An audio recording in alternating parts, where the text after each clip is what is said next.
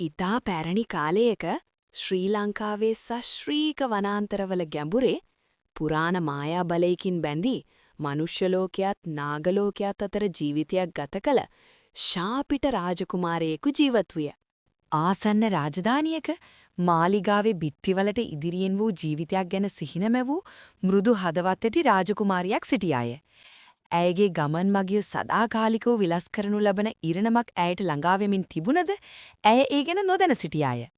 චන්ද්‍රාලෝකයෙන් දිලන වනාන්තර අහසේ යට ඉරණම විසින් ශාපිත රාජකුමාරයා හා කුතුහලයෙන් පිරි රාජකුමාරිය එකිනෙකා හමුවීමට මඟ පෙන්විය.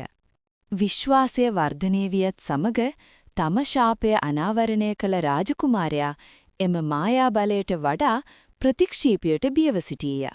ධෛර්ය හා කරුණාව හරහා රාජකුමාරියගේ නොසැලෙන ආදරය පුරාණ ශාපය බිඳ දැමීය. අඳුරෙන් නිදහස් වූ රාජකුමාරයා මනුෂ්‍ය ලෝකයත් පුරාණ නාගලෝකයත් දෙකම ආරක්ෂා කරන රැකවරණයෙකු ලෙස නැවතපත් විය.